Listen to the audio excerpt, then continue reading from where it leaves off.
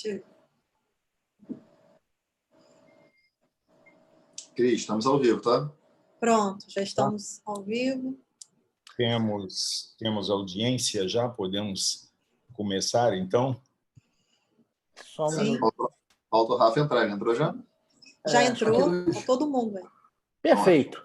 Tá. Podemos começar. Vamos Então, começar. Bom, boa tarde a todos. É um prazer ter todo mundo aqui hoje, nessa primeira live da ESA, em conjunto com a escola da AGU. Eu começo me apresentando e depois passo para os meus colegas moderadores e em seguida apresento os dois palestrantes. Meu nome é Rodrigo Loureiro, eu sou advogado no Brasil, em Portugal e na França, onde eu estou radicado desde 2011. A minha estadia no Rio agora é uma das consequências do tema dessa live de hoje, que é a Covid-19. Eu acabei ficando preso aqui no Brasil por conta do fechamento de fronteira lá e aqui, e também por conta da condição de lá, que é muito mais grave do que no Brasil, e enfim. Eu passo, então, a palavra para a doutora Cristiane Iacura e, em seguida, para o doutor Leonardo Rocha de Almeida. Boa tarde a todos. Muito obrigada, Rodrigo, pela apresentação. Gostaria de, novamente, aproveitar e registrar meu agradecimento à parceria com a ESA, o AB Rio de Janeiro, que tem sido muito importante para os trabalhos da escola da AGU. Então, eu cumprimento aqui e saúdo o diretor Sérgio Coelho, o vice-diretor Fernando e a Thaís Marçal, né, que é uma grande parceira da escola da AGU e minha amiga. E então eu registro aqui também, né, agora conhecendo, não é, o doutor Rodrigo também, a satisfação de conhecê-lo, estar no evento, e agradecer também a presença dos nossos ilustres palestrantes, né, doutor Rafael Oliveira, que está sempre aí com a gente, doutor Luiz Cláudio, né, nosso colega de AGU também, com certeza vai ser um grande evento, e mediar aqui esse evento ao lado, né, do querido colega também, procurador da UERJ, né, o doutor Leonardo Rocha. Então, espero realmente que seja um evento bastante proveitoso para todos, não vou me alongar e já vou passar também a palavra para o colega, para o doutor Leonardo. Obrigado, doutora Cristiane, agradeço as palavras, doutor Rodrigo. É muito importante essa nossa primeira live em que a escola da AGU, junto com a ESA, estão proporcionando. Não é preciso dizer, mas o Rodrigo vai falar o currículo dos nossos palestrantes, mas todos conhecemos o brilhantismo de ambos.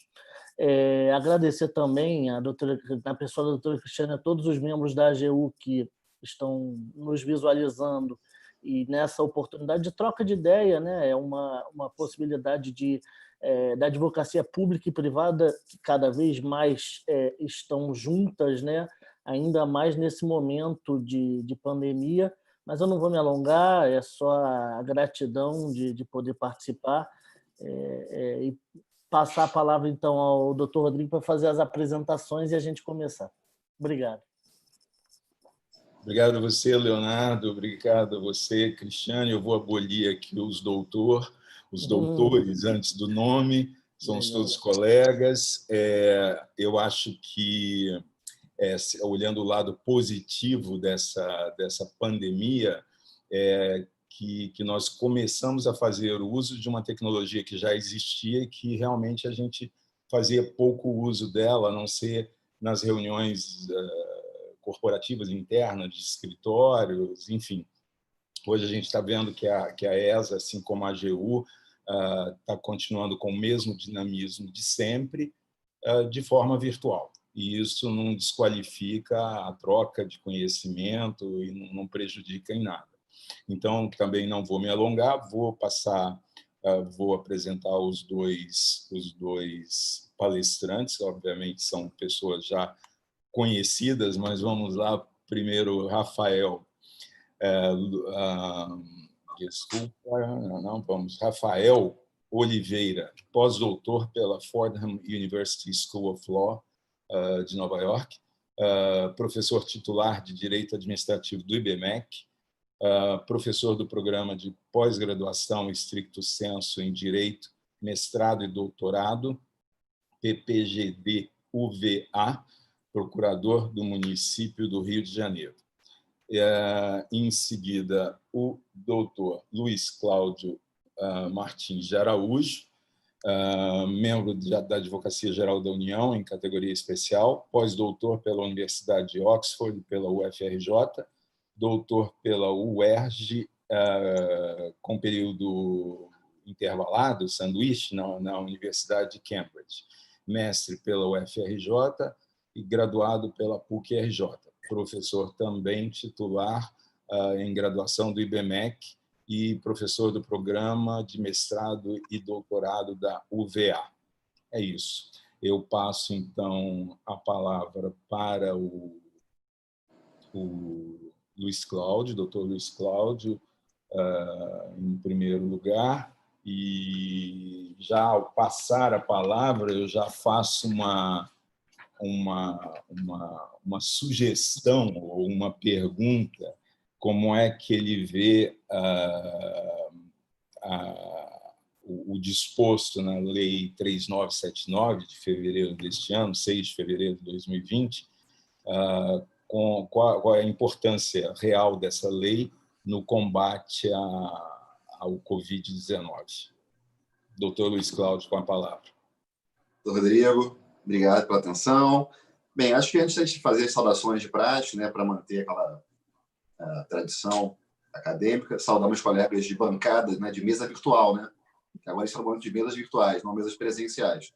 Mas, toda sorte, saudar o doutor Rodrigo Loureiro, que é coordenador de Relações Internacionais da ESA e da Comissão Franco-Brasileira também, da Ordem de Paris, né? Tivemos contato recentemente, muito agradável, tivemos boas conversas. Esse momento é interessante, que é uma aproximação à distância, né? Mas é uma aproximação de toda sorte. Saudar meu colega de fala, doutor Rafael, grande amigo, colega de BMEC, colega de Veiga, e também um amigo já de longa data. Doutora Cristiane, naturalmente, vice-diretora aqui da Escola da AGU Rio de Janeiro, também uma grande amiga, colega da AGU. A doutora Thais Marçal, naturalmente, que foi a grande gestora desse evento, né? A grande mentora de todo esse trabalho, junto com a doutora Cristiane. E o doutor Leonardo Rocha, procurador da UERJ e coordenador da área de Direito Urbanístico da ESA. Então, um prazer estar aqui com todo mundo, falando sobre esse tema, que é o tema, efetivamente, do momento, né? A discussão sobre as questões que envolvem a Covid-19. E aí, já respondendo à provocação do Dr. Rodrigo, eu acho que a gente pode dividir... eu vou dividir minha fala, a gente tem aqui 25 minutos de fala. Eu quero dividir minha fala em 3 partes, acho que são as 3 partes. Essa lei que o Dr. Rodrigo comentou, a 13979, é uma lei com muitos aspectos, vale a pena a leitura dela com certa calma, e é a grande lei, é uma lei que cria um instituto novo, uma situação nova no direito brasileiro, que é a situação do estado de saúde pública emergencial, né? Então, um instituto novo, que não tinha até então, e essa lei vem a criar um novo instituto de estado de saúde pública emergencial. Eu vou dividir a minha fala no aspecto constitucional em 3 partes, porque eu acho que são as 3 partes que me parecem mais relevantes em relação à lei. Quais seriam elas? Primeiro, falar do isolamento e quarentena, né? A lei trata do isolamento e quarentena no artigo 3º, incisos 1º e 2º. Numa segunda análise, a questão da restrição do ir e vir, né? Que existe uma previsão também na lei, no artigo 3º também, só que no 6º inciso, que trata da questão específica da restrição à locomoção do ir e vir. E num terceiro ponto, eu acho que também é interessante destacar, porque teve desdobramento constitucional, isso foi parar no Supremo em várias questões judiciais sobre o assunto, que são as atividades essenciais, né, os serviços essenciais, que também está no artigo 3º da lei, nos parágrafos 8º e 9º. Vamos trabalhar nesses 3 grandes blocos, que eu acho que são os 3 blocos mais relevantes em relação à lei, ao menos no aspecto constitucional, tá? O doutor Rafael depois vai seguir na parte administrativa. Vamos primeiro falar sobre isolamento e quarentena, né? Eu acho que isso é o ponto de partida. Afinal, estamos todos vivendo, né, em quarentena, então nada mais lógico do que falar nesse ponto de partida. Como eu falei, o artigo 3º fala, no inciso 1º e 2º, isolamento e quarentena, que são medidas que podem ser tomadas para enfrentar a questão do coronavírus. Tá? O artigo 2º fala de maneira bem superficial, né, o que seria isolamento e quarentena. Fala que isolamento seria a separação de pessoas doentes do resto da sociedade, e quarentena restringir a atividade, ou separar pessoas também para fins de enfrentar a questão da Covid. Mas eu acho que a legislação, nesse ponto, ela poderia ir além. Né? Assim, a gente poderia ter uma definição mais clara do que seria isolamento e quarentena. Nesse sentido, quem vem realmente a definir os procedimentos, as questões todas que envolvem o isolamento e quarentena, é um outro ato normativo, um ato infralegal, é uma portaria do Ministério da Justiça. Tá? A lei, como o doutor Rodrigo comentou muito bem, ela é de fevereiro desse ano. Já a portaria que trata desses trâmites procedimentais para o isolamento e quarentena é uma portaria de março desse ano, a 356. O Mandetta, ainda ministro, editou essa portaria 356, e aí ele vai definir de maneira conceitual o que é o isolamento e a quarentena e trazer os procedimentos básicos para que ela venha a ocorrer. De maneira muito sucinta, né? Ela fala que o isolamento vai ser determinado fundamentalmente por médico ou agente epidemiológico, tá? Num prazo de 14 dias. Né? Então, você vai separar a pessoa do seio da sociedade por um período específico, no caso, 14 dias, e a medida é determinada por médico ou agente epidemiológico. Isso é no artigo 3º da portaria 356 do Ministério da Saúde. Tá? E o artigo 4º da mesma portaria, ele vem a definir o que é a quarentena e os procedimentos também para a quarentena. Nesse caso, é um pouquinho mais específico, tá? Que tem questões mais interessantes. Em essência, o que é a quarentena? Né? A quarentena, segundo a portaria, ela, primeiro ponto, segundo o artigo 4º, ela tem que ser feita em lugar certo e determinado. Então, você vai pegar localidades, né, e aplicar nessas localidades a questão da quarentena. Não é algo, prioristicamente, sem limite territorial. Tá? E quem pode decretar e como se pode decretar a quarentena? A própria portaria define, no artigo 4º, parágrafo 1º. O que a portaria fala? Ela fala o seguinte: quem determina, ou como se determina, melhor dizendo, a quarentena, é por ato administrativo formal e motivado. Então, para se decretar uma quarentena, diferentemente do isolamento, que é feito por médico ou agente epidemiológico, tem que ter ato administrativo formal e motivado. Tá? E quem pode emitir esse ato administrativo? A portaria também fala, de maneira bem simples: presidente, governador, prefeito e os respectivos chefes da área de saúde, né? Ou ministro de saúde, ou secretários estaduais ou municipais. Então, para fazer a quarentena, os trâmites são esses, né? Um ato administrativo formal, num lugar certo determinado, decretado pelos agentes que eu acabei de definir. Então, o primeiro ponto que eu quero falar é esse. Assim, a gente tem que trabalhar sempre, quando a gente tenta buscar definir o que é isolamento, o que é quarentena, que é o primeiro bloco, né, da minha fala, tem que olhar a portaria 356, porque ela vai definir de maneira mais específica e detalhada o que seriam esses instrumentos. Tá? Um outro ponto que é bastante controverso ainda nesse primeiro bloco é a questão das sanções aplicadas pelo descumprimento do isolamento e quarentena. Isso foi objeto de um debate, e está sendo ainda objeto de um debate muito grande. Digo isso porque, se você observar a Lei 13.979, ela fala no parágrafo 4º do artigo 3º, ela fala de maneira muito simples que as pessoas que praticarem ou descumprirem os atos previstos na legislação, na Lei 13.979, elas irão responder pelos seus atos, né? Então, ela fala de maneira muito simples que o descumprimento das medidas que estão na legislação acarretará responsabilização nos termos previstos em lei. Ela não fala como se responde. Ela não define se responde penalmente, civilmente, na esfera administrativa, e nem como é ou como se responde pelos atos de descumprimento às previsões normativas da lei, do artigo 3º em particular, da Lei 13.979.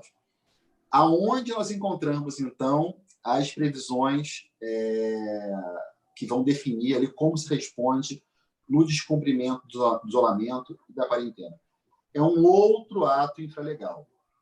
Assim como a definição de quarentena e isolamento tem previsão na portaria 356 do Ministério de Saúde, temos uma outra portaria, agora interministerial,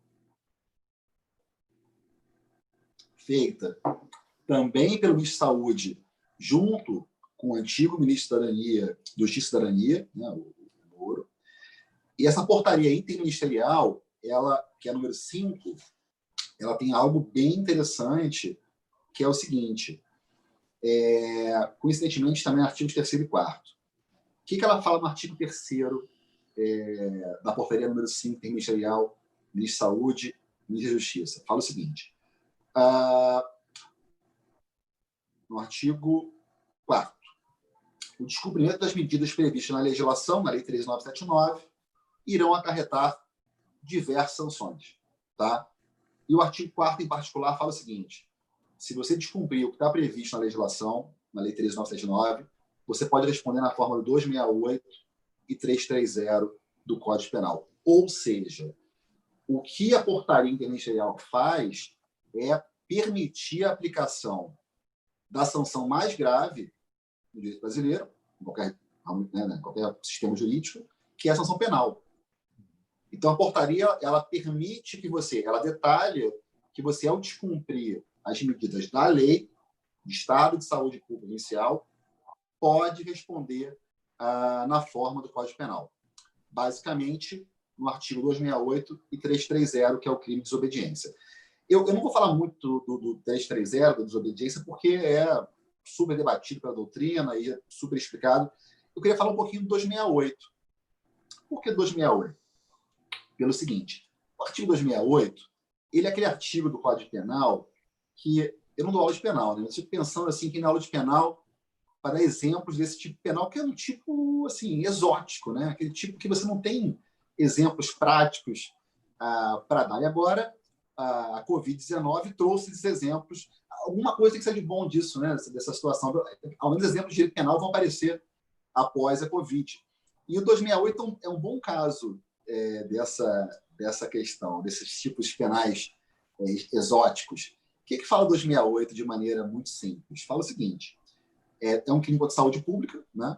E ele fala que infringir determinação do poder público destinada a impedir a introdução, ou o que importa aqui, a propagação de doença contagiosa. E aí tem a pena, né, de 1 mês a 1 ano e multa. Tá? Então, o tipo contra a saúde pública. O que eu acho legal falar do 268? Pelo seguinte, a primeira coisa que eu quero destacar em relação a essa construção normativa que a gente trabalhou aqui, ou seja, começamos pela legislação, né, a 13.979, e falamos de isolamento e quarentena, pegamos a portaria 356, que fala como você vai decretar isolamento e quarentena, como vai funcionar, melhor dizendo, o procedimento de isolamento e quarentena, e agora vamos para uma outra portaria, que é a 5, interministerial, de março também, que é importante destacar, março desse ano, que fala que, ao não se cumprir o isolamento e quarentena, você responde por alguns tipos penais, inclusive, e em particular 268 e 330. E olha que interessante, o 268 fala o seguinte, como eu falei, infringir determinação do poder público. E aí temos um ponto que já é importante destacar. É infringir determinação do poder público. Qual é a determinação do poder público? E a gente tem aqui, tipicamente, ou claramente, um tipo penal em branco. Por quê? Porque quem vai definir o que é a determinação do poder público é o ato do poder público que vai dizer o que é ou não a infração que pode gerar a propagação da Covid, da doença contagiosa. Algo relevante aqui. Não sou penalista, mas é o que me chamou muita atenção nesse primeiro aspecto, que é o seguinte. Normalmente, normas penais em branco são complementadas por normas infralegais. Exemplo mais comum que a gente tem é a lei de drogas, né? Você pega lá na lei 11.343, a lei de drogas fala portar ou traficar, e o que define a droga, define o que é droga para fins de complementação penal, é um ato infralegal, uma portaria da Anvisa. Aqui, olha que interessante, o tipo, a determinação do poder público, ela, a prioristicamente, ela não está em ato infralegal, ela está em ato de mesmo status. Não é impossível isso, mas é algo que foge um pouquinho à lógica brasileira. Por quê? Porque é uma lei dizendo qual é a determinação do poder público, ou seja, você tem que ficar isolado, você tem que ficar em quarentena, e fala também que tem a sanção respectiva pelo descumprimento. E como quem vai definir o que é isolamento ou quarentena é aquela portaria que eu acabei de falar, que é 356, que traz os pressupostos para isolamento e quarentena, nós temos que seguir uma cadeia normativa que é um pouquinho atípica do Brasil. O quê? Você tem que pegar o 268, Código Penal, que fala determinação do poder público. Na sequência, você vai para a legislação de mesmo nível, mesmo status, que é a Lei 3.979, que fala que tem medidas importantes do poder público para não propagar a Covid, dentre elas isolamento e quarentena, e a portaria 356, que vai detalhar o isolamento e quarentena. Então, que interessante, é uma norma penal duplamente complementada, o que não é algo comum no nosso sistema penal brasileiro. Tá? Então, esse é o primeiro ponto, esse primeiro bloco que eu queria destacar. Como é interessante essa estrutura normativa, ou essa cadeia normativa, do isolamento e quarentena, porque você vai no Código Penal, vai para a legislação própria, né, da Lei 3.979, vai para a Portaria 356, que detalha o que é isolamento e quarentena, e, por fim, pode ir na Portaria 5 interministerial, que dispõe que, ao descumprir toda essa cadeia normativa, você responde pela forma do Código Penal. É algo meio recursivo, é algo meio, né, circular. Me parece estranho, mas é assim que funciona esse primeiro bloco de isolamento e quarentena. Tá? Vamos agora para a segunda parte do bloco. Já temos aqui 14 minutos, temos mais 11. Queria falar um pouquinho agora da quarentena. Né? Já antecipei, a quarentena tem previsão também no artigo 3º, né? No 6º inciso. Tá? O que fala o 6º inciso? Desculpa, quarentena, perdão. Segundo bloco, restrição de livre, perdão. Então, o que fala o artigo 3º, 6º inciso em relação à restrição de livre? Muito claramente. Fala o seguinte: dentre medidas que você pode tomar para enfrentar a Covid, tem restrição, interessante, excepcional e temporária, muito claro, excepcional e temporária a restrição, tá? Conforme recomendação da Anvisa, para rodovias, portos, aeroportos, para circulação internacional, circulação interestadual e circulação intermunicipal. Aqui, a gente tem um pequeno detalhe a ser destacado, né? Alguns detalhes importantes. Primeiro é o seguinte: na redação original do inciso 6º, artigo 3º, a Anvisa podia restringir, de maneira excepcional e temporária, a circulação de portos e aeroportos, mas apenas para fins internacionais. Era a previsão inicial, originária, que estava na lei. Tá? E aí vem uma medida provisória, que é a MP 926, tá? editada posteriormente, e ela fala o seguinte: a circulação interestadual e intermunicipal também pode ser restringida por a recomendação da Anvisa. E aqui, pessoal, começamos um problema de cunho constitucional, que é o seguinte: quando quando o artigo 3º, 6º inciso falava tão somente da restrição à circulação internacional por ato da Anvisa, né, por recomendação da Anvisa, em relação a rodovias, portos, aeroportos, ok. Né? Era uma lei da União que determinava essa restrição e, naturalmente, circulação internacional, não há dúvidas que é competência da União Federal para determinar. Quando a medida provisória 926 insere a restrição interestadual e intermunicipal, começa a haver um problema claramente federativo. Por quê? Porque vários governadores, né, começaram a criar restrições interestaduais e intermunicipais a despeito do que falava a legislação federal. E isso, obviamente, acabou parando no Supremo. Acabou parando no Supremo, pessoal, em 2 aspectos fundamentais. O primeiro é o seguinte. O primeiro é se essas MPs editadas durante o período da Covid, elas submeteriam ao prazo constitucional de validade das MPs. Deixa eu explicar isso um pouquinho melhor. As MPs, como todo mundo bem sabe, elas têm um prazo para serem analisadas pelo Congresso. Né? Elas podem ser aprovadas, rejeitadas, ou podem decair pelo prazo constitucional. Né? Você tem um prazo lá, na Constituição são 60 dias, mais 60, depois ela decai com o prazo transcorrido. Esse é o primeiro ponto. Foi proposta 2 ADPF no Supremo, 2 arguições de cumprimento de preceito fundamental, que são a 661 e a 663, pedindo o seguinte: as MPs editadas durante o período editadas antes ou durante o período da Covid, elas não submeteriam ao prazo constitucional. A lógica seria a seguinte: como a gente está no momento de dificuldade de deliberação parlamentar, você aplicaria a mesma lógica de suspensão de recesso parlamentar para a Covid. Então, haveria uma equiparação entre suspensão parlamentar, né, recesso parlamentar, e questão de Covid, paralisando o prazo e dilatando o prazo das MPs, criando MPs com maior prazo do que está na Constituição.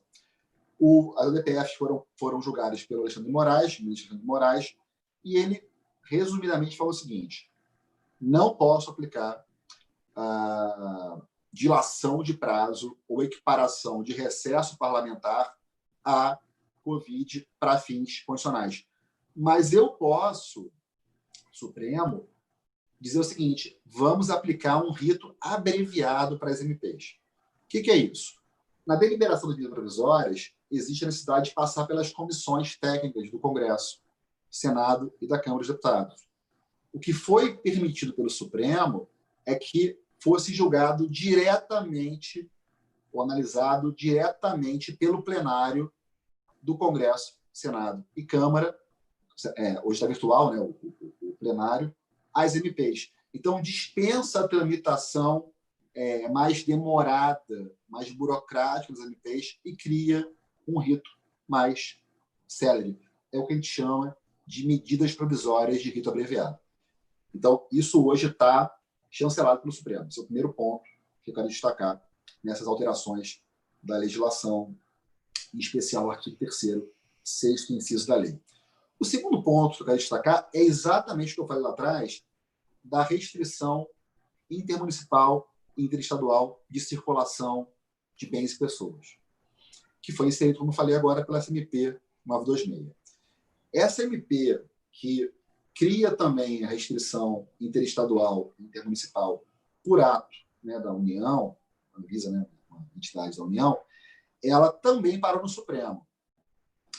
Basicamente em 2 ações, a DIN 6341 e a DPF 672.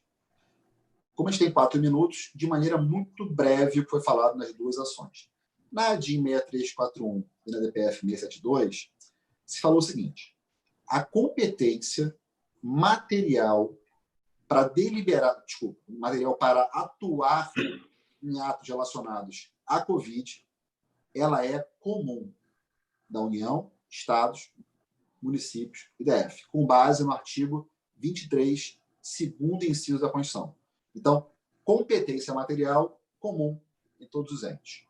No caso da competência legislativa ou normativa para a criação de normas relacionadas à Covid ou à saúde pública, o Supremo teve uma linha muito parecida na DPF 672. Ele fala o seguinte: a competência para legislar sobre temas de saúde pública é concorrente, com base no artigo 24, inciso 12 da Constituição, tá?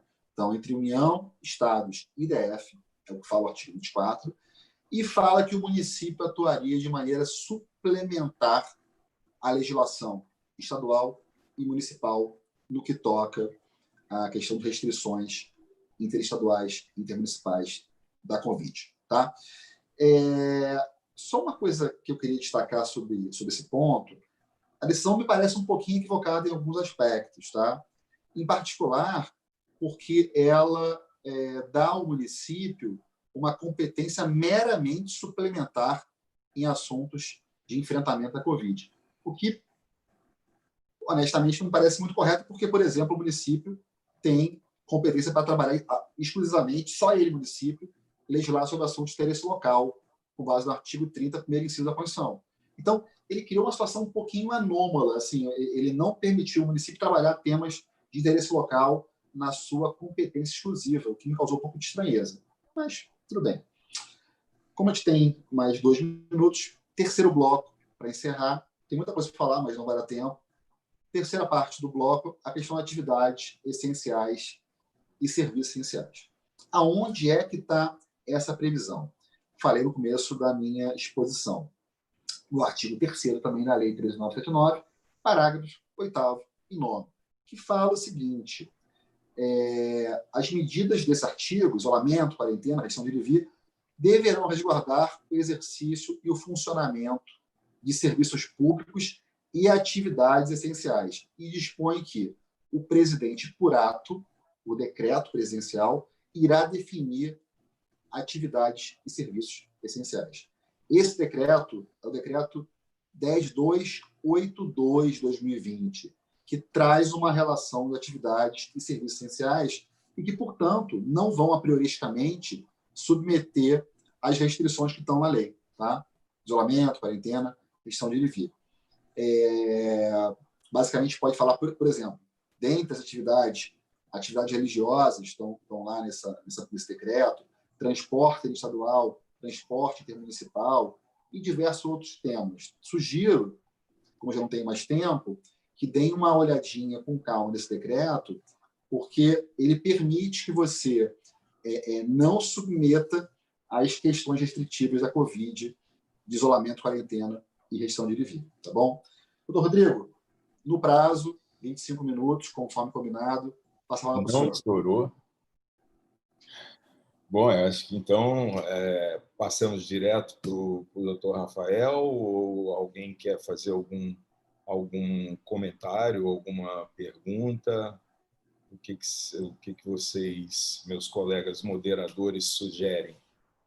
Por mim, pode passar direto para o doutor Rafael. Então, Rafael, com a palavra. Bom, boa tarde a todos. Primeiro, eu queria agradecer esse honroso convite da Escola da AGU, da ESA, Rio de Janeiro. É uma honra participar dessa live de 2 instituições que são tão respeitadas no Brasil, tão importantes para o nosso direito, e debater assuntos tão relevantes e tão atuais também, né? Como o Luiz Cláudio já adiantou. Todas essas questões passam certamente pelo direito constitucional. A minha fala vai ficar um pouco mais adstrita ao direito administrativo, mas não tem como fugir do direito constitucional. Em algum momento a gente vai acabar tocando em situações que vão gerar certamente debates sobre a constitucionalidade ou não de algumas medidas. Mas eu queria agradecer aqui a presença, então, nessa mesa virtual, como falou o Luiz, né, do Dr. Leonardo Rocha, da Cris, também do Rodrigo. É um prazer enorme estar aqui ao lado de vocês.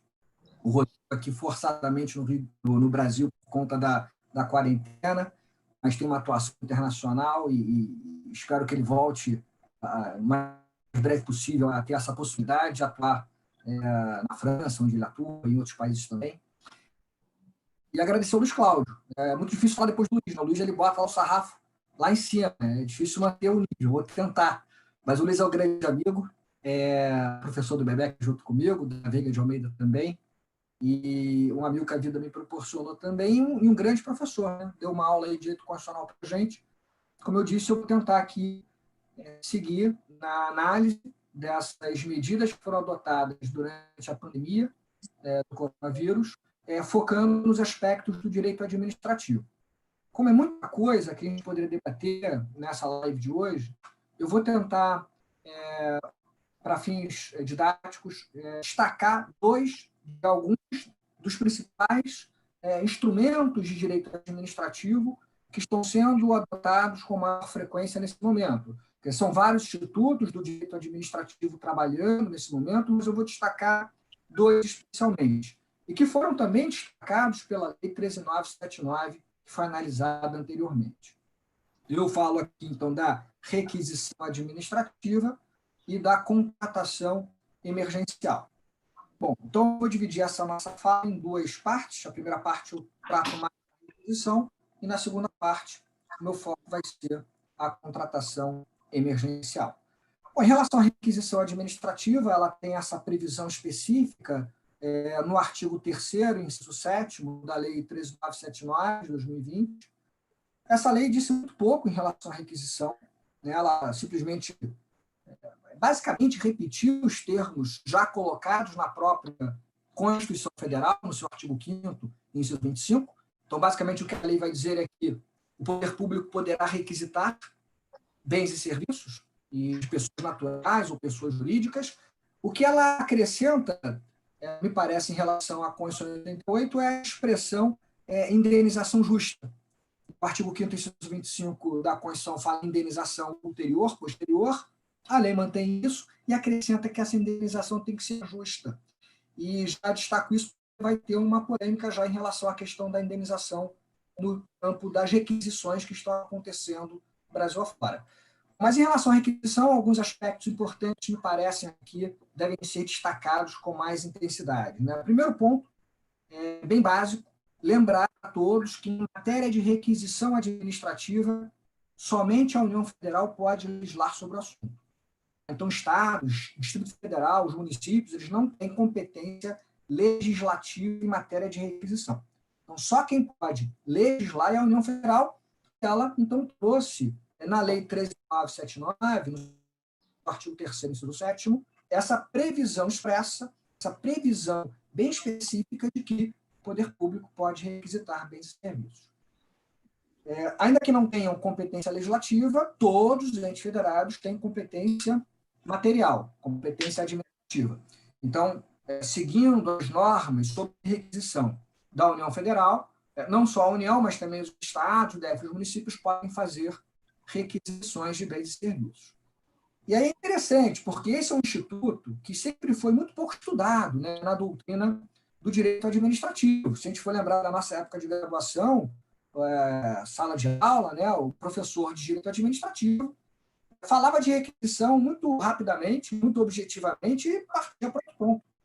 Se a gente fosse falar em tempos mais, não tão longínquos, mas em tempos mais recentes, se a gente fosse falar de impeachment em matéria de direito constitucional, todo mundo falaria, não, impeachment é um assunto também, vamos falar rapidamente disso aqui, porque isso não vai acontecer na prática. E no Brasil já tivemos aí pelo menos 2 processos. Então, eu diria que no direito administrativo, a requisição ela entra, então, no tema da moda, né? Entra na ordem central do nosso dia a dia e aqui para frente o desafio para todos nós que estudamos essa disciplina falar um pouco de requisição. E quais são os desafios que eu estou no dia a dia das diversas administrações públicas, e não só lá no município do Rio de Janeiro, onde eu atuo como procurador? A gente já tem alguns desafios. O primeiro desafio, por exemplo, de alguma maneira, equilibrar a autoexecutoriedade da requisição administrativa com o princípio da razoabilidade e da proporcionalidade. Explico melhor. A requisição administrativa é uma medida de intervenção na propriedade autoexecutória.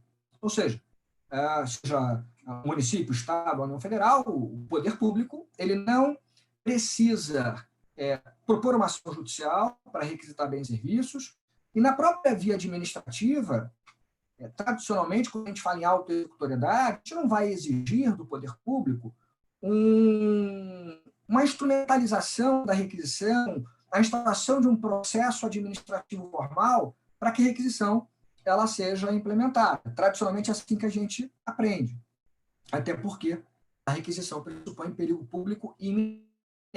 Então, não dá para esperar a instrumentalização de algum processo para requisitar o bem ou serviço sob pena de você colocar em risco, nesse nosso caso atual, a saúde pública.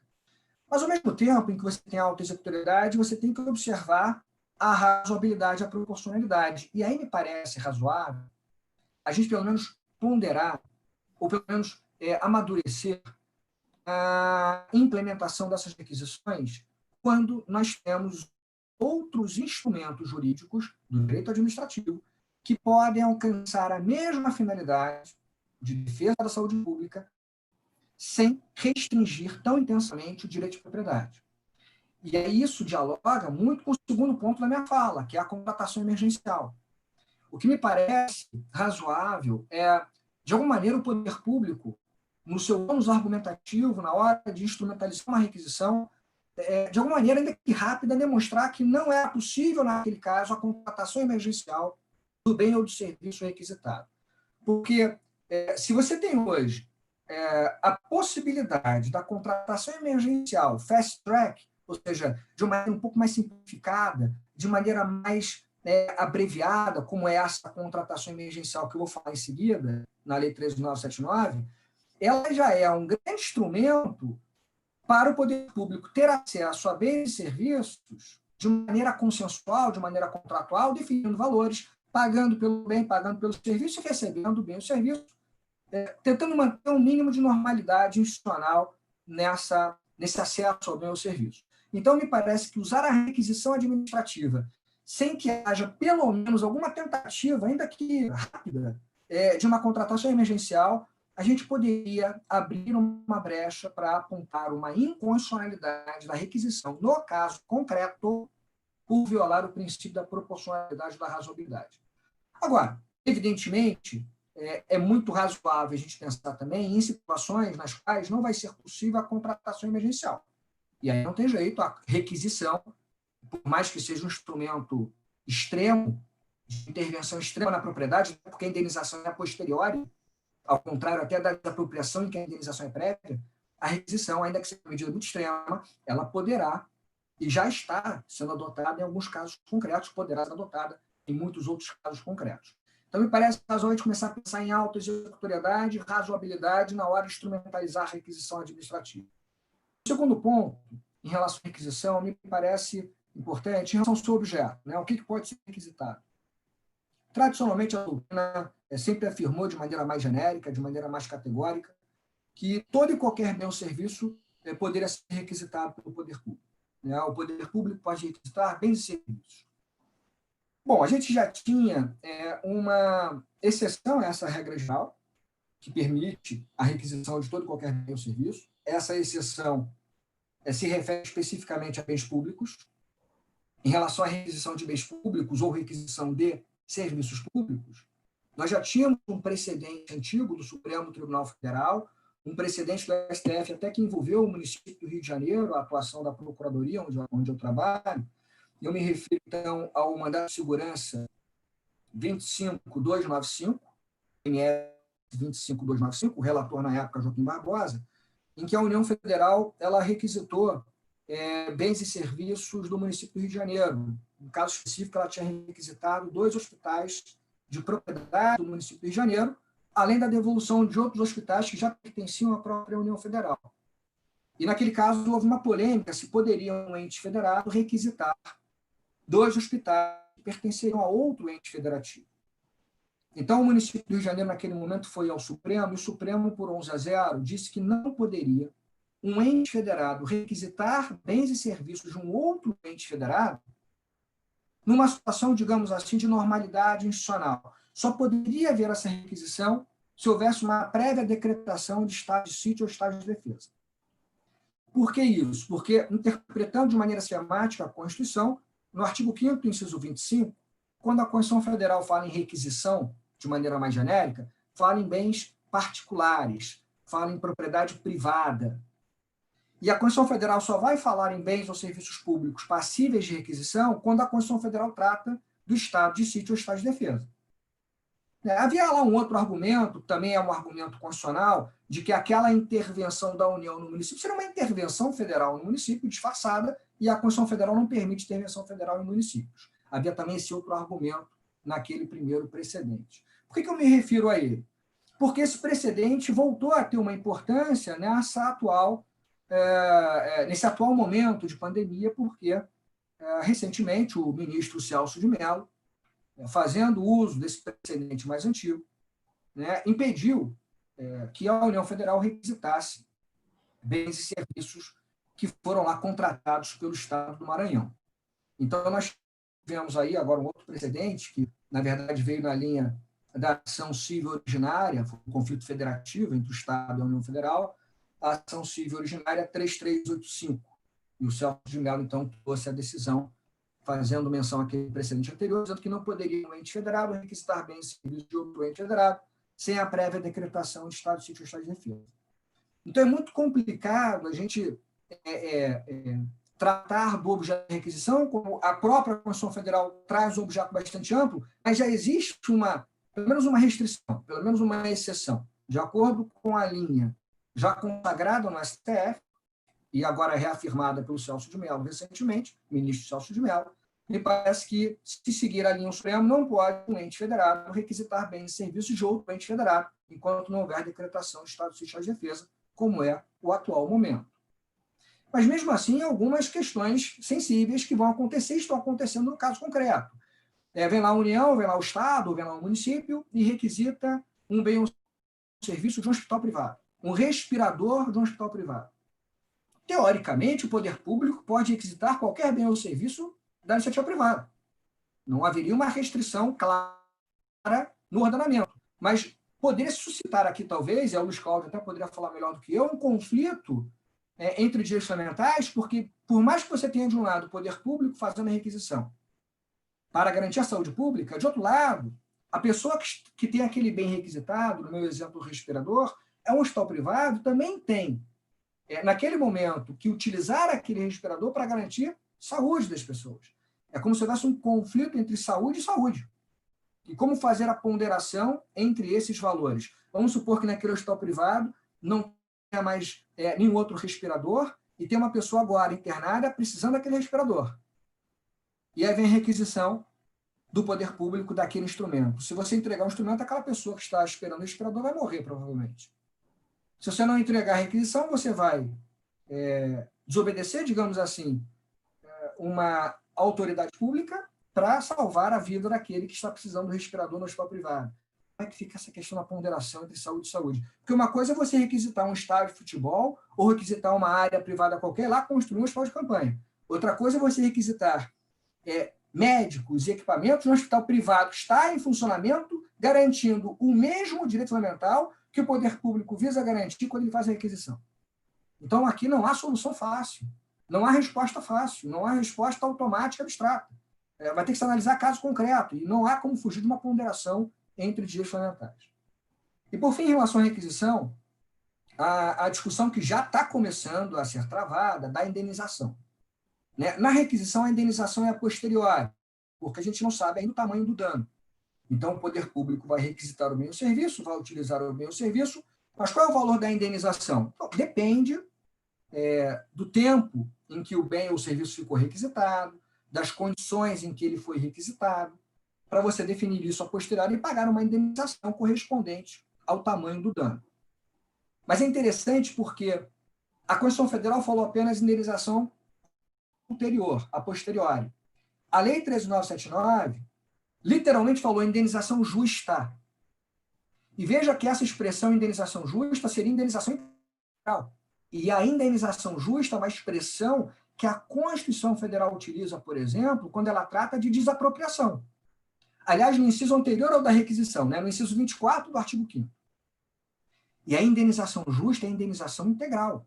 Lucros cessantes, danos emergentes, tudo que for necessário para recompensar aquele que teve prejuízos. começa, então, um debate, porque alguns entes federados já estão trazendo normas estabelecendo que a indenização nessas requisições na área da saúde vão ser indenizadas através da tabela SUS. E a indenização via tabela SUS, muitas vezes, não vai corresponder, certamente, à indenização justa daquele particular. Seja porque a tabela SUS está defasada, seja porque, eventualmente, o bem ou serviço requisitado pode não ter, eventualmente, um valor lá, claro, na tabela SUS.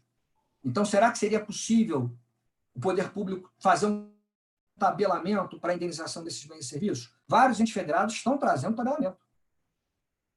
A gente tem essa questão já colocada há algum tempo, no caso concreto, e o Supremo está para definir essa questão, salvo engano, em repercussão geral, nos casos em que você não tem vagas nos hospitais públicos e as pessoas são internadas por decisão judicial em hospitais privados.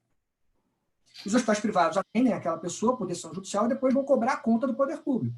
O poder público tem, invariavelmente, dito que vai indenizar por tabela SUS. E essas empresas privadas que obedeceram à decisão judicial querem ser indenizadas integralmente, pelo valor de mercado, não tabela SUS. Esse debate já existe há muito tempo. E, salvo engano, o STF vai agora bater o martelo. Esse debate pode ser transplantado para a questão da indenização na requisição. Se a indenização na requisição na área da saúde vai ser feita a tabela SUS ou vai ser feita por valor de mercado. Então, são várias as questões envolvendo a requisição administrativa e, certamente, nas próximas aulas, na graduação ou fora da graduação, o professor de direito administrativo vai ter não só exemplos concretos para dar, mas também outras questões para aprofundar e que não eram até então aprofundadas. E, para fechar, o segundo ponto da minha fala, vou tentar aqui ser britânico, como foi o Luiz Cláudio, o segundo ponto da minha fala é falar da contratação emergencial especial que foi consagrada no artigo 4º da Lei 13.979 de 2020. Quer dizer, além de outras medidas que a lei estabeleceu, uma delas a requisição, que já vimos, a lei estabeleceu no artigo 4º a contratação emergencial com regras especiais. Vejam, a contratação emergencial, me parece, é uma saída prima facie para atender a saúde pública em relação à requisição, porque a contratação emergencial ela é um contrato, ela parte de uma relação consensual e, portanto, menos restritiva do que a requisição administrativa. Então, parece que a contratação emergencial tem que ser a primeira opção, e não a requisição. E nós já tínhamos na Lei 8666 de 93, na Lei de Licitações e Contratos, a previsão de contratação emergencial, no artigo 24, inciso 4. Então, não é nenhuma novidade a gente falar em contratação emergencial. O poder público já poderia fazer contratação emergencial normalmente usando o artigo 24, inciso 4 da Lei de Licitações e Contratos. Mas o que percebeu o legislador que trouxe a Lei 13.979 de 2020? Percebeu que, mesmo já havendo a previsão normativa da contratação emergencial, era necessário estabelecer um procedimento mais célere para essa contratação emergencial, por conta da pandemia, digamos, inédita e global, e o Brasil foi afetado de maneira muito intensa também, e não só regras mais céleres, mas também flexibilizar algumas exigências formais que não eram flexibilizadas expressamente nas contratações emergenciais da Lei de Licitações e Contratos. Então, muito em resumo aqui, o que vai dizer o artigo 4º quando menciona a contratação emergencial? Alguns pontos que merecem destaque. Primeiro, prevê a possibilidade de elaboração de termos de referência e projetos básicos simplificados. Então, simplifica a legislação ou autoriza a simplificação do termo de referência ou do projeto básico que vai sustentar aquela contratação. Em segundo lugar, essa contratação emergencial pode ser feita com empresas que sofreram punições previstas na Lei de Licitações e Contratos. Empresas que foram declaradas inidôneas ou suspensas para contratar com o poder público, enquanto estiverem suspensas ou inidôneas, não podem contratar com o poder público. Mas a Lei 13.979 abriu uma brecha dizendo que, se essa empresa for a única empresa capaz de fornecer o bem ou serviço, aliás, seria até uma hipótese de inexigibilidade de licitação por inviabilidade de competição, como ela é a única empresa, mesmo ela tendo uma sanção de suspensão ou de idoneidade, ela poderia ser contratada. Então, você tem uma flexibilização da efetividade das sanções da inidoneidade, da suspensão, que já foram aplicadas por algumas empresas. Elas poderão ser contratadas pelo poder público se forem as únicas capazes de fornecer um bem ou serviço.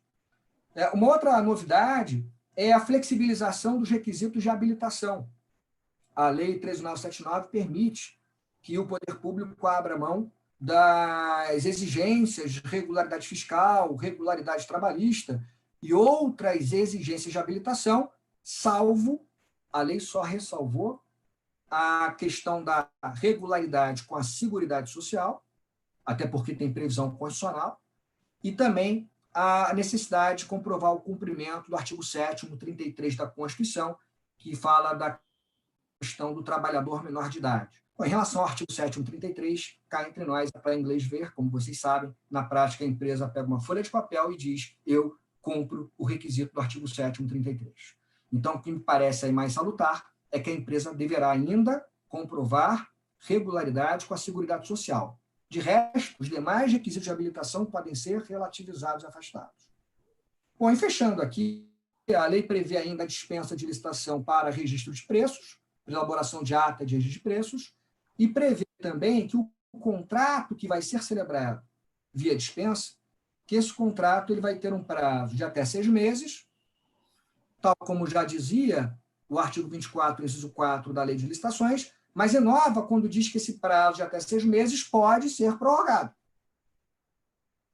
Essa possibilidade que não era prevista na Lei Tradicional de Licitações, mas que no campo doutrinário era, de alguma maneira, relativizada por alguns autores ou discutida por alguns autores. A Lei 13.979 expressamente admite prorrogação desse contrato emergencial para além dos 6 meses. Podendo haver alteração unilateral desse contrato, também uma novidade, uma alteração mais ampla unilateral desse contrato, não presa essa alteração àquele limite tradicional de 25% do valor inicial atualizado, né? Aquele limite tradicionalmente colocado no artigo 65, parágrafo 1º da Lei de Licitações. Regra geral, até 25%. A lei amplia isso, permite a alteração unilateral desses contratos emergenciais no patamar de até 50% do valor inicial atualizado. E, além disso, ainda antecipa, reduz prazos para o pregão. Ela ainda menciona isso em algum momento. Bom, resumidamente, então, a Lei 13.979 de 2020, ela trouxe várias novidades em relação ao combate à pandemia. Muitas previsões não são tão novidades assim, como a requisição e a contratação emergencial, mas ganharam, pelo menos, algum contorno de novidade, seja no debate concreto, como aconteceu na requisição, seja no debate teórico e concreto, como está acontecendo agora com as contratações emergenciais, que eu tenho chamado de fast track, ou simplificadas, né, que são mais sérias do que aquelas que a gente já conhecia. Então é isso. Em relação a esses males extremos, a essas dificuldades maiores por conta da pandemia, não há remédio simples, o remédio é amargo. Alguns desses remédios devem ser debatidos. Acho muito importante então, esse debate que a ESA e a Escola da AGU promoveram hoje, e eu tive aí o prazer de participar ao lado da Cris, do Rodrigo, do Leonardo e do Luiz Cláudio. Muito obrigado a todos, um grande abraço e saúde a todos. Tá? Passa a palavra para o Rodrigo. Bom, eu pergunto à doutora Cristiane ou doutor Leonardo se quer fazer alguma ponderação a respeito do primeiro e do segundo bloco, antes de eu fazer o que eu tenho aqui, uma pergunta, ou talvez trazer um assunto para ser colocado. O que eu percebo é que tem uma similaridade muito grande entre o que foi adotado no Brasil e o que foi adotado na França. Lá, como aqui, não se fez o uso integral de dispositivos constitucionais, remédios constitucionais, né? Teve lá a adoção da lei de urgência sanitária, e que essa lei dá ao primeiro-ministro o poder de decidir sobre medidas gerais que são liberdades individuais constitucionais, né, como o direito de ir e vir. Mas, obviamente, há uma grande diferença entre os dois países, a França sendo um Estado unitário, o Brasil um Estado, uma federação, então há sempre essa diferença, mas eu vejo uma similaridade na maneira de adoção da lei, a lei lá de emergência sanitária e aqui a lei que acabamos de escutar o detalhamento aí por parte do Dr. Cláudio, Luiz Cláudio e Dr. Rafael. Então, eu passo aí a palavra à doutora Cristiane. Obrigada, Rodrigo. Parabenizar a todos pelas suas falas. Eu gostaria de fazer uma pergunta para os dois ao mesmo tempo, né? Para o Luiz Cláudio e para o Rafael. A gente está tendo aí uma série de exceções de medidas emergenciais em razão do Covid, em razão justamente de um sistema que a gente tem, principalmente, né, com relação às contratações públicas, e agora o pessoal já querendo usar as requisições no susto. O que poderia ser afetado neste momento e que poderia até se perpetuar depois de passar essa epidemia? Porque muitas medidas que estão sendo flexibilizadas, elas estão em razão da pandemia, mas também a gente nota um certo engessamento, né, do nosso sistema, que às vezes também impede que você faça, por exemplo, que um sistema de saúde funcione bem, né, nos dias normais. Então, eu acredito que muitas modificações elas vão se perpetuar. Mas como que vocês dois entendem que isso pode ser feito, considerando o ordenamento jurídico que a gente tem, a Constituição que a gente tem, que só permite essa flexibilização em casos excepcionais, também com relação à desburocratização, vamos dizer, principalmente, né, desses procedimentos licitatórios.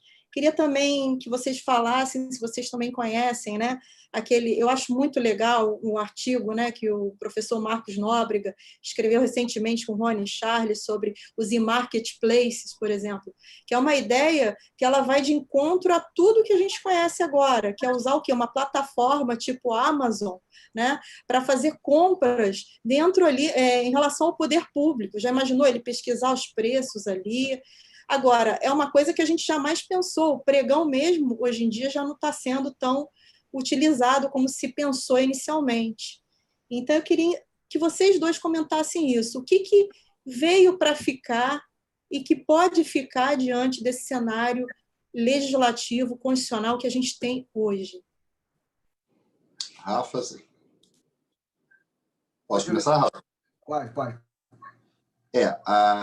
Bem, primeiro que vários pontos, eu vou deixar para o Rafa comentar, que são administrativos. Então, essa parte administrativa eu vou deixar para o Rafa. Cris, o que vai perpetuar? Espero que as lives, né? Porque essa situação que a gente está vivendo, eu espero que acabe o quanto antes. Deixa eu fazer uma pequena observação. Eu acho que, assim, o doutor Rodrigo comentou bem, a Cris também trouxe um pouquinho isso. Eu tenho, assim, eu sei que é um pouco complicado no aspecto profissional, mas, assim, eu queria dar a minha opinião. Eu sei que isso é super controverso, não estou aqui, né? A gente tem muito pouco tempo para debater, então não é o momento. Mas a questão principal é o seguinte: a gente tem claramente nas medidas legislativas, na Lei 13.979, um novo instituto jurídico, como coloquei, né? Esse Estado de Saúde Pública Emergencial. Eu tenho muita dificuldade de você ter uma restrição a um direito constitucional sem ter uma outra norma constitucional permitindo a restrição. Eu sei que você pode falar de ponderação entre direito individual e saúde pública, liberdade de vida e saúde pública. Eu tenho um pouco de dificuldade de entender essa lógica de restrição à legislativa de uma regra constitucional que não tem nenhum tipo de exceção. Né? A liberdade de vir, por exemplo, ela no artigo 5º, inciso 15, fala que ela é ampla em tempos de paz. Né? Então, assim, eu tenho só um pouco de restrição nesse sentido. Por exemplo, só para trazer aqui alguns exemplos, como o doutor Rodrigo trabalhou no caso da França. A Espanha, ela usou o estado de alarme. Está no artigo 116 da Constituição Espanhola de 76. Portugal usou o estado de emergência, que está no artigo 138 da Constituição também de 76. Então, assim, Portugal e Espanha, como outros países, optaram por restrições constitucionais, né? E, naturalmente, restrições constitucionais temporárias para situações temporárias, né? Eu vejo no nosso modelo constitucional soluções também constitucionais, né? A opção dessa lei de saúde pública emergencial, ela, na minha percepção, traz algumas dificuldades no aspecto normativo, mas enfim. Mas o que eu entendo, Cris, sobre a questão de perpetuar, etc., a gente tem que entender que a situação agora ela é plenamente excepcional, plenamente temporária. A ideia é que, superado esse momento inicial, essas medidas, ao menos no plano constitucional, falei de isolamento, falei de quarentena, falei de restrição de vida, elas sejam cessadas e que a gente possa retomar uma rotina mais regular, né? Então, acho que, assim, no aspecto constitucional, ao menos da minha fala, eu tenho muita dificuldade de tanto... Porque, vamos parar na concepção, né, da própria Constituição, né? O constitucionalismo surge numa concepção liberal, né, de liberdades, em aspectos mais gerais, liberdade de vir, religiosa, de expressão. Então, já é uma dificuldade teórica você imaginar restrições a esse tipo de direito tão central. Mas já que a gente está vivenciando isso, que seja para um momento temporário excepcional, né? Assim como Mas, Portugal. Luiz, e pensando, por exemplo, no artigo 37 caput, por exemplo? A administração pública. Pensando que é uma norma constitucional que fala em eficiência, em vários princípios que podem, talvez, consolidar essas medidas. O que você acha? Não, então, Cris, olha só, eu acho o seguinte, eu acho que assim, no aspecto administrativo é uma outra questão, né?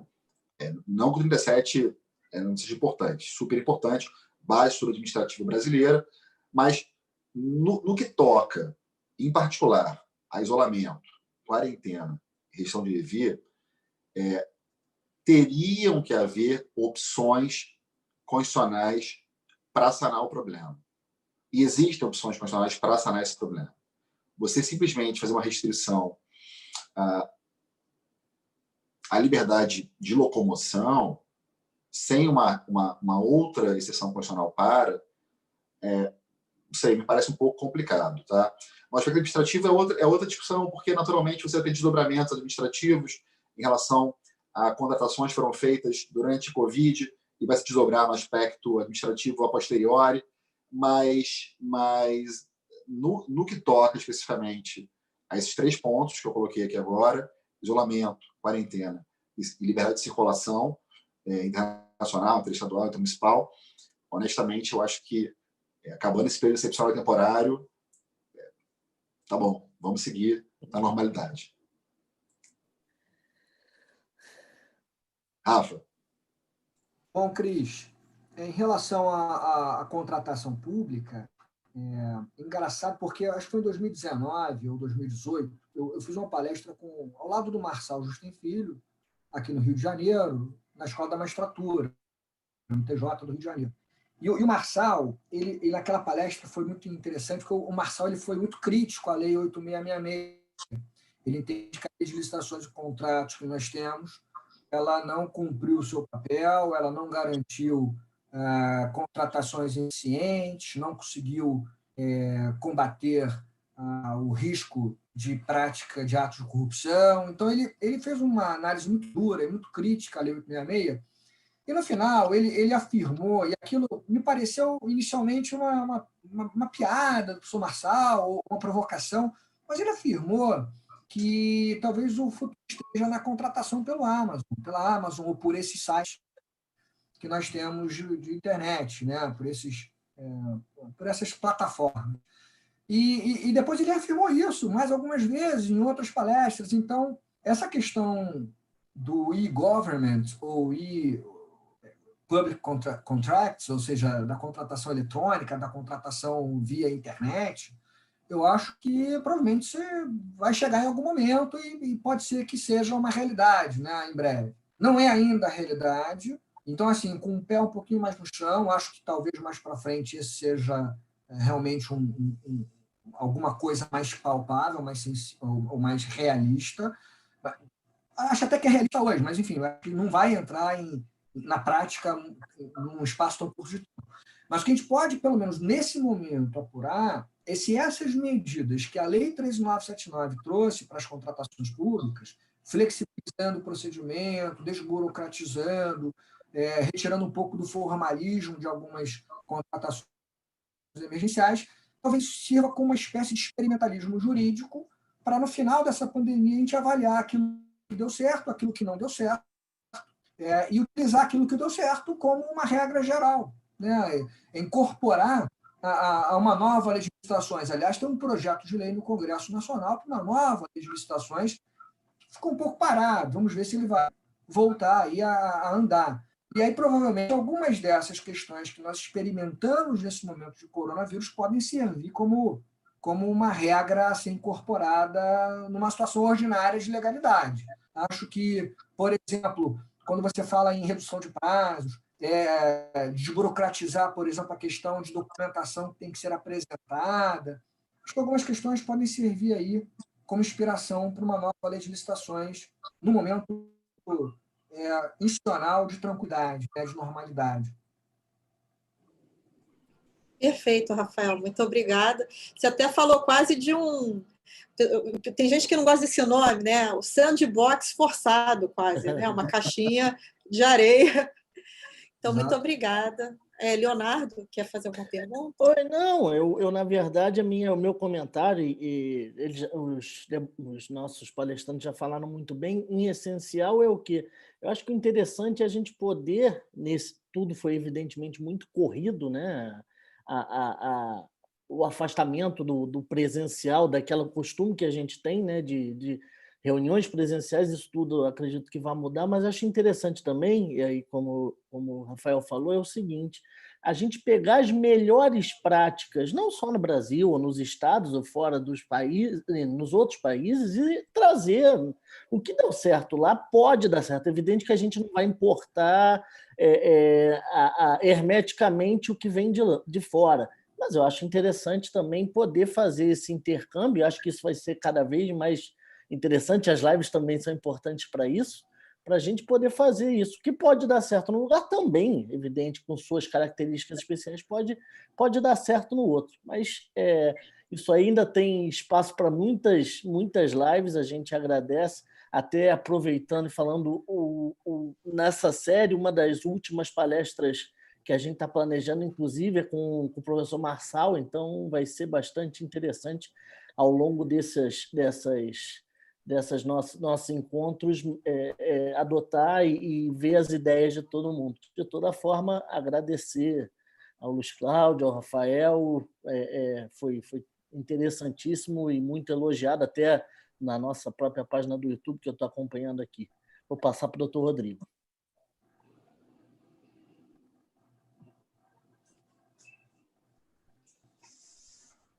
Rodrigo, acho que você está sem microfone. Eu tinha tirado o som porque acho que estava dando uma interferência, esqueci de ligar novamente. Não, eu acho que foi bastante elucidativo as duas palestras aí dos nossos dois colegas que fizeram brilhantes apresentações. Achei bastante interessante esse aspecto muito similar nas medidas adotadas nos dois países. Tem até uma curiosidade que ocorreu na França e que provavelmente nós vamos ter que encontrar uma solução aqui para o Brasil, eu imagino, apesar de que eu sou um otimista nato, eu acho que nós já estamos numa linha que já vamos começar a ver uma melhora, não só no plano global, mas no plano brasileiro também. Posso estar enganado, mas é assim que eu vejo. Ocorreram agora as eleições municipais na França. E logo depois a situação piorou muito. Então foi adiado, e isso faz parte dessa lei de emergência sanitária. Ela deu esses poderes. Basicamente, a lei de emergência sanitária dava o poder ao primeiro-ministro de determinar o que fosse necessário. E uma das medidas que ele tomou foi o adiamento do segundo turno das eleições municipais na França. Como nós sabemos, mais cedo até falei com o Luiz Cláudio sobre isso, como nós sabemos, isso é uma matéria constitucional no Brasil, né? Eu não sei se vai se ter a necessidade de haver um adiamento nas eleições. Talvez não. As eleições são previstas para outubro. Mas se houver essa necessidade, como é que nós poderíamos lidar com isso? Seria necessária a adoção de uma PEC para tratar do assunto, tendo em vista que isso é um assunto de disposição constitucional, né? Lá no artigo 77, basicamente. Então, seria só essa argumentação aí que eu gostaria de saber a opinião dos dois, de todos, aliás, né? Quem quiser falar. Rafa, posso começar? Claro. Beleza. Então, Rodrigo, assim, a Constituição, como você destacou muito bem, lá no artigo 37 fala das eleições, né, em nível federal. A Constituição fala sobre quase tudo, né? Então, qualquer tema que a gente quiser, eleitoral, que é um tema super específico, está lá na Constituição algumas observações sobre o tema. No que toca a eleições municipais, eu queria destacar um artigo que eu acho que é super importante, que é o artigo 28. Perdão, artigo... Não, é o 29? 29. É o 29. O 29 fala o seguinte, a eleição do prefeito... 29, primeiro inciso, tá? Ela fala o seguinte, a eleição... Perdão, segundo inciso do artigo 29. A eleição do prefeito e vice-prefeito vai ocorrer no primeiro domingo de outubro do ano anterior ao término do mandato que deve suceder aplicado o artigo 77. O que está dizendo de maneira resumida? 2 anos após a eleição presidencial, você vai ter as eleições em âmbito municipal, no particular, de prefeito e vice-prefeito. Então, para que nós tivéssemos a possibilidade de adiamento eleitoral no que toca aos municípios, que seria agora, em outubro desse ano, haveria a necessidade de uma emenda constitucional, ainda que dispondo de maneira temporária ou adiando por alguns meses, por algumas semanas, mas não seria possível, a prioristicamente, alterar só a legislação infraconstitucional para sanar esse problema. Então, é interessante que está se discutindo hoje, né, essa questão, se poderia se adiar as eleições municipais ou não. Na minha percepção, é muito claro. Você poderia alterar, eventualmente. É uma quebra no sistema democrático, a gente sabe disso, é preocupante no aspecto democrático, porque abre um precedente muito preocupante, mas também, se a gente pensar aqui no aspecto de 100 anos, nós não tivemos nada parecido com o que a gente está vivendo agora, me parece uma situação bastante excepcional para trabalhar uma ponderação e fazer um adiamento excepcional e temporário da eleição municipal até que a situação se normalize, né? Então, acho que no Brasil seria possível, mas por um período específico, determinado, e por emenda constitucional. Agora, Luiz Cláudio, havendo apenas o adiamento, mas sem alteração da data da posse, aí eu não vejo que haveria uma quebra constitucional. O que você acha disso? Porque alterar só o calendário, vamos supor, em vez de outubro para dezembro, mas a posse, eu particularmente sou absolutamente contrário a se mexer na posse, porque aí você tem um prolongamento de um mandato e aí tem uma quebra constitucional, sim. Né? Mas eu acho que se houver necessidade de mexer na data, eu não vejo aí nenhuma infração, nenhuma quebra da ordem. Seria, obviamente, por uma proposta de emenda constitucional, mas somente as eleições. Agora, o mandato continua o mesmo. O mandato deve terminar e iniciar o próximo dia 1º do próximo ano. Né? E tem outro aspecto bem claro também na discussão, né? Sim. E tem outro aspecto, Rodrigo, eu discuto muito assim, com os alunos, que é o seguinte: naturalmente, para haver uma eleição, você tem que se deslocar aos seus... vou usar a expressão aqui, curral eleitoral, porque é a expressão utilizada informalmente. Você tem que ir para a sua base eleitoral. tem que ter o contato com as pessoas. Isso faz parte do processo eleitoral, né? Então, no momento em que nós temos que não ter aglomeração, permitir que você tenha uma campanha política que pressupõe contato físico, não me parece de muito bom senso, né? Mas, como dizem os portugueses, a ver, né? A ver, porque muita coisa pela frente para a gente ver como vai desdobrar. A gente está ainda em abril, entrando em maio, muitos processos que vão acontecer pela frente. Então, vamos esperar um pouquinho de desdobramento dessa questão, mas meu entendimento sim, você alterar a questão das eleições municipais por PEC, questão temporária e questão excepcional, posse, a priori, sim, no meio de janeiro. Só que tem um detalhe, né, Rodrigo? Assim, se a pandemia se perpetuar de uma maneira muito ampla, até mesmo a posse, eventualmente, pode ser pensado como adiamento. Sim, isso no extremo, né? Mas sempre por uma emenda constitucional. E eu entendo a sua preocupação, honestamente, porque é uma quebra democrática, é uma quebra do sistema democrático. Você paralisar uma eleição, né, que está, enfim, por conta de uma situação, tudo bem, fora da curva, mas é uma quebra na lógica democrática. Então, eu compreendo claramente a preocupação. Ok, mas eu acredito aí que não vai haver Somos dois. necessidade, não.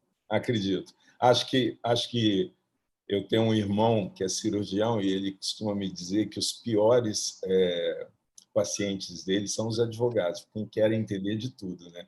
E eu acho que essa medida agora que foi adotada no Rio de Janeiro com o uso obrigatório da máscara, eu acho que a gente vai ter um declínio muito grande, porque é uma coisa básica, né? Uma vez que você protege a via de contágio, né? Então eu acho que é por respiração, por gotículas, né? Claro.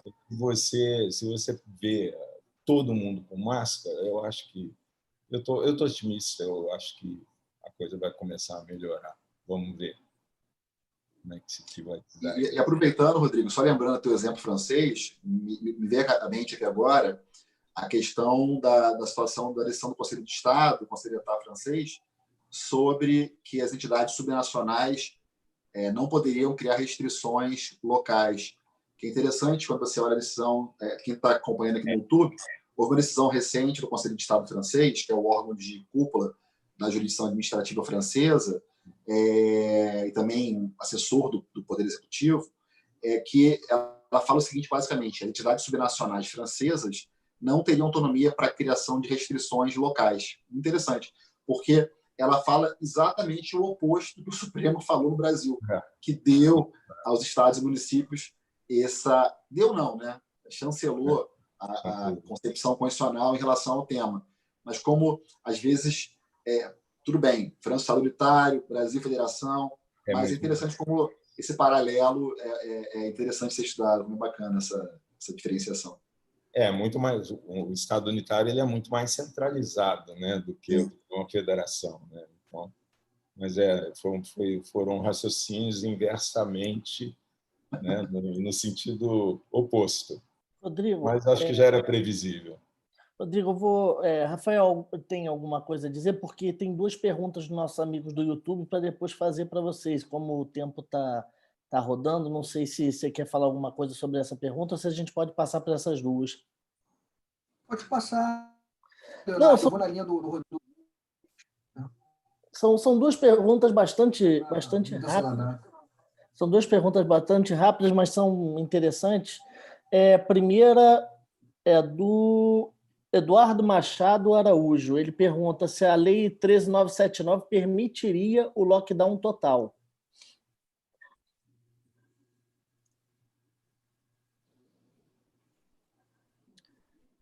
Luiz... Você vai? Tanto faz. Vai você, Luiz. Vamos lá. A pergunta foi difícil. Então. Eu vi aqui as perguntas, estou acompanhando aqui no YouTube as perguntas. Qual é a segunda? Vamos para a segunda, que é mais fácil. Tá bom, vamos lá. A segunda quem pergunta é o Rodrigo, ele fala sobre uma releitura do modelo federativo. Vou ler aqui, ele fala assim, ao sair desse momento que vivemos, seria um momento para aproximação do nosso modelo federativo para o modelo americano? Tá, vamos lá. Eu não vou me furtar as respostas. Em relação à pergunta do lockdown. Olha só, quando a gente olha, eu não vou nem me preocupar muito com a lei 13979, não. Eu vou me preocupar, na verdade, com a portaria 356, tá? Por quê?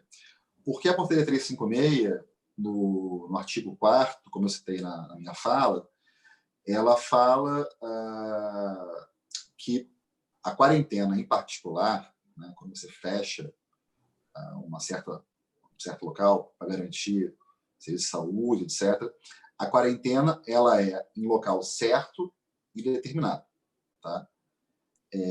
Então, e aí eu falei também, quem pode decretar? Né? A gente pega, como fala o parágrafo 1º do artigo 4º, pode ser secretário de saúde do Estado, município, DF, e aí ele fala ou superior em cada nível. O que ele quer dizer? Prefeito, né? Governador e presidente.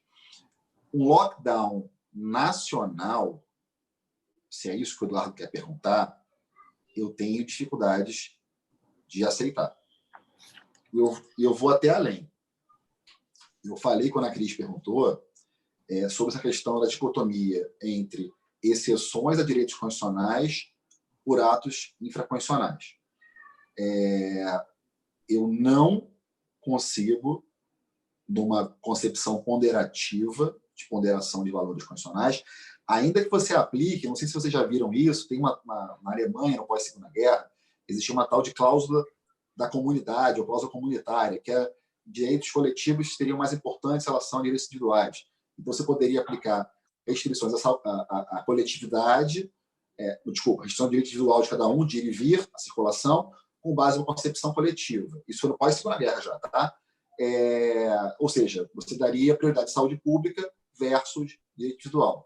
Eu tenho muita dificuldade de aceitar esse tipo de modelo, porque isso pode ter desdobramentos muito negativos para o país. Muito negativos. Ou seja, você criar uma exceção constitucional ao ir e vir, a livre circulação, por uma legislação infraconstitucional e criar um lockdown nacional, sabe, Eduardo, eu tenho minhas sinceras dificuldades e não me parece que a legislação, a normatividade do coronavírus, eu falo normatividade porque eu quero dizer a legislação e normas infralegais permitiria isso, tá? Tem muita dificuldade nesse sentido. Talvez alguns locais, tudo bem, mas nacionalmente, complicado. Segundo ponto, uma legislação infraconstitucional e criar um lockdown nacional, sabe, Eduardo, eu tenho minhas sinceras dificuldades e não me parece que a legislação... Rodrigo, entrou o seu áudio aí, Rodrigo. A normatividade do coronavírus, eu falo normatividade porque eu quero dizer a legislação e normas infralegais permitiria isso, tá? Tem muita dificuldade nesse sentido. Talvez alguns locais, tudo bem, mas nacionalmente... Pronto. Você pode silenciar o seu áudio, Rodrigo? Uma legislação infraconstitucional e criar um lockdown nacional, sabe, eu tenho minhas sinceras dificuldades e não me parece. Rodrigo, pronto, beleza, voltou aqui. Beleza. Agora, em relação à colocação do Rodrigo Fatudo. Então, até eu queria ligar ao que o Fatudo perguntou com o que o Túlio perguntou sobre a questão do estado de calamidade pública. Vamos lá. Eu concordo com o Fatudo que a gente tem um estado, uma federação mais ou menos, né? Porque, assim, realmente, como a gente era um estado unitário, uma concepção inicial, no estado monárquico, né? E ao termos a mudança para um modelo republicano, nós optamos pela federação, há um resquício de centralização do poder na União. Isso é muito clássico no Brasil. Isso é toda a discussão histórica federativo brasileiro. A gente trabalha que nessa mudança do Estado unitário para a federação, né, esse modelo centrífugo, a gente acabou tendo o modelo central da União com muito poder. Isso se perpetuou ao longo das constituições brasileiras e tem hoje na atual Constituição. Acho que você dar maior autonomia para os estados é interessante, não acho ruim. Acho que o modelo de matriz norte-americana, ele aqui não foi totalmente aplicado, então não vejo um problema muito grande nessa migração de competências, né? Acho também, existem soluções constitucionais para esse problema, sem emenda constitucional. Basta, por exemplo, se você aplicar o artigo 23 da Constituição, parágrafo único, criar a lei complementar para delegar para os estados algumas competências, tá? Então, acho que não tem nenhum... Desculpa, o artigo 22, perdão, da Constituição, parágrafo único. Você pode delegar para os estados algumas competências que estão ali. Então, não vejo um problema central nesse aspecto, tá, Rodrigo? E acho que você delegar para os estados, a prioristicamente, também não sana todas as questões que nós temos no Brasil. O que sim pode ser interessante é que você permitir que a gente tenha uma construção down-top, né, de baixo para cima, das políticas públicas, pensando no modelo de normalidade constitucional, é interessante.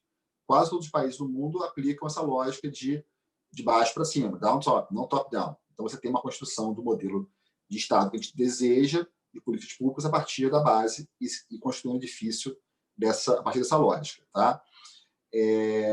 Mas não acho que esse seja só o problema, tá, Rodrigo? Acho que tem muitos outros que a gente tem que enfrentar em relação ao sistema federativo brasileiro. Em relação ao que o Túlio falou, e eu já encerro por aqui, Túlio, você falou de questão do estado de calamidade pública. O estado de calamidade pública já foi decretado, tá? Decreto legislativo número 6 de 2020, mas o estado de calamidade pública que foi decretado pelo Parlamento brasileiro é para fins de descumprimento das metas fiscais, tá? Então, hoje, você pode não submeter as metas fiscais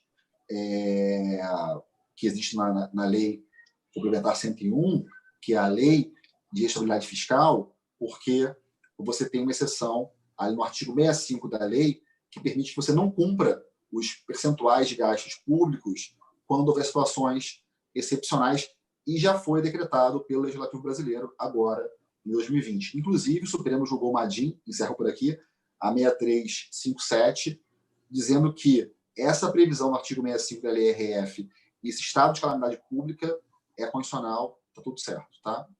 Rafa, se quiser falar alguma coisa.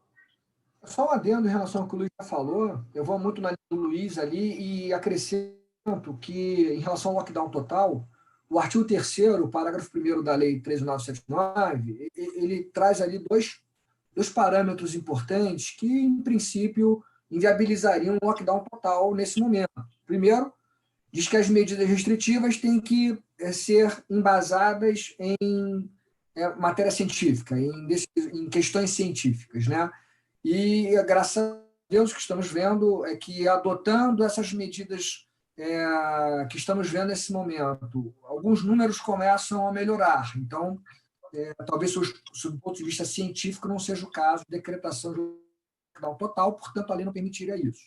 E ainda que houvesse alguma, digamos, opinião científica no sentido de lockdown total, o próprio artigo 3º, parágrafo 1º, traz um segundo parâmetro, diz lá que as medidas restritivas têm que ser pelo tempo e no espaço indispensáveis ao combate à pandemia. Então, você deveria ter, de uma maneira muito clara, uma evidência científica de que apenas o lockdown total seria a solução para a pandemia. Sem essa evidência científica, o próprio artigo 3º, parágrafo 1º da lei já impediria o lockdown total, na minha opinião.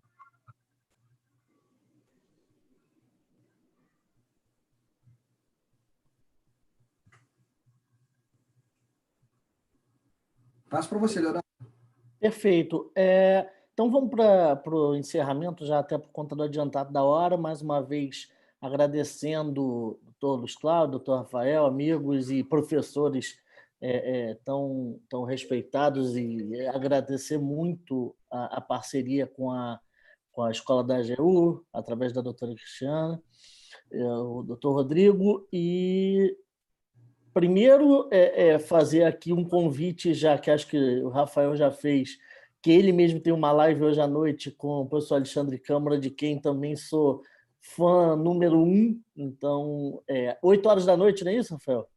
Isso aí, 8 horas da noite, com o professor desembargador Alexandre Câmara, grande amigo, para falar sobre a Fazenda Pública em Juízo. Isso, mande meu abraço para ele. E então, encerrando, passando ao doutor Rodrigo para fazer o encerramento e a doutora Cristiana depois.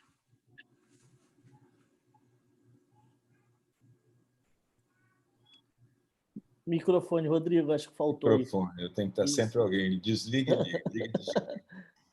Não, eu gostaria de agradecer a todos vocês a participação. Começou com um tema que não era bem esse, depois eu acabei ficando no grupo sem ser essa minha especialidade, mas é com enorme prazer, assim que a gente ouviu os dois experts no assunto e as ponderações dos nossos colegas aí, sua, Leonardo, e da doutora Cristiane também. Eu gostaria de lembrar que a ESA já tem, e eu agradecer aqui ao nosso ativo e dinâmico presidente, diretor, Sérgio Coelho, que nós assinamos pouco antes de começarmos essa pandemia um acordo de cooperação entre a ESA e a EFB, que é a Escola de Formação do Barreau de Paris, para estágio de jovens advogados. Nós tínhamos já previsto para realizar em Paris, em junho, uma conferência entre as duas escolas lá, em duas áreas. Uma em que a França está mais adiantada do que a gente, então a gente poderia aprender o que isso trouxe como mudança. A França não, a Europa, né? Que é a Lei Geral de Proteção de Dados, né? E o segundo tópico seria um tópico que nós estaríamos ensinando a eles quais foram as consequências para a sociedade da adoção da lei anticorrupção no Brasil, que foi em 2014 que entrou em vigor, né? Ela foi sancionada em 2013, entrou em vigor em 2014, e na França só recentemente, em 2018. Então, seriam dois tópicos que agora vão ficar seguramente para o segundo semestre, para a realização disso. No mais, eu gostaria de agradecer mais uma vez a participação de todo mundo, esperando poder revê-los muito em breve, seja virtualmente, seja presencialmente. Um grande abraço. Bom, eu vou ser bem rápida, gostaria também de renovar aqui meu agradecimento e também estou muito feliz de ter conhecido, né, agora também o Dr. Rodrigo. A sua intervenção foi muito boa, até porque você tem uma experiência no exterior e isso contribuiu bastante. Também gostaria de parabenizar as falas, né, as exposições dos nossos colegas, que são brilhantes, como sempre, Dr. Luiz Cláudio, Dr. Rafael Oliveira, né, os dois dispensam apresentações, e também a felicidade de estar aqui, né, com meu colega Leonardo Rocha. Então, muito obrigada a todos e não vou me alongar. Espero também revê-los. Perfeito. Então estamos encerrando. Obrigado. Até a próxima. Tchau, tchau. Obrigado. Obrigado.